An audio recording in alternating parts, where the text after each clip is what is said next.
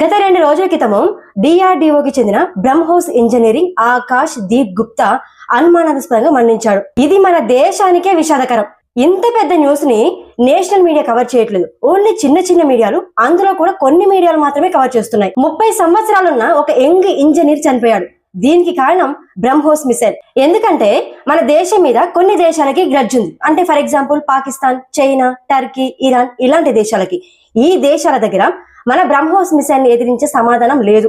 ఇప్పటి వరకు కూడా ఈవెన్ అమెరికా దగ్గర కూడా మన బ్రహ్మోస్ ని ఎదిరించే సమాధానం రాలేదు. అలాంటి బ్రహ్మోస్ మిసైల్ చెందిన ఒక 30 సంవత్సరాల యంగ్ ఇంజనీరింగ్ చనిపోవడానికి దీని వెనకాల పెద్ద ప్లానే జరిగింది. అలాంటి యంగ్స్టర్ చనిపోతే మరో యంగ్స్టర్ ముందుకు రాలేడు, భయపడతారు. వాళ్ళ పేరెంట్స్ కూడా ముందుకు రానివ్వరు. 30 సంవత్సరాల యంగ్ బ్లడ్ అండి, యంగ్ టాలెంట్ తీసుకొస్తుంది.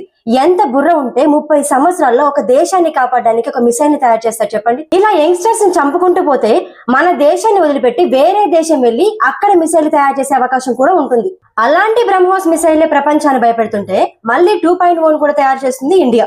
అదే గ్రడ్జు ఈ దేశాలకు ఉంది, ముఖ్యంగా అమెరికాకు ఉంది. దీని వెనకాల ఖచ్చితంగా అమెరికాకి చెందిన CIA ఉంది. వీళ్ళు పక్కా ప్లాన్ చేసి అతన్ని చంపేశారు. ఇదేం ఫస్ట్ టైం కాదు, 1995 నుండే ప్లాన్ చేస్తూ కొన్ని వందల మంది సైంటిస్టులను చంపేశారు. మన దేశానికి చెందిన 3 ముఖ్యమైన రీసెర్చ్ ఇన్స్టిట్యూషన్లు ఉన్నాయి: ఇస్రో, బార్క్, డిఆర్డిఓ. ఇస్రోకి చెందిన మొత్తం 684 మంది సైంటిస్టులు అనుమానాస్పదంగా చనిపోయారు. బార్క్ లో 387 డెత్స్ అనుమానాస్పదంగానే జరిగాయి. డిఆర్డిఓలో మొత్తం 260 మందికి పైగా సైంటిస్టులు అనుమానాస్పదంగానే మరణించారు. ఇవి మాత్రమేనా?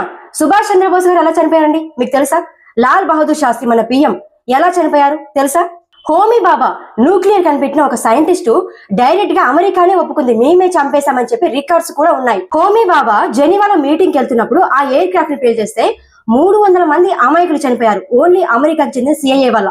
విక్రమ్ సారాభాయ్, ఈయన కూడా ఒక న్యూక్లియర్ సైంటిస్ట్. ఈయన కూడా ఒక హోటల్లో అనుమానాస్పదంగా మరణించాడు. ఇదంతా అమెరికా ఎందుకు చేస్తుంది అంటే భయం.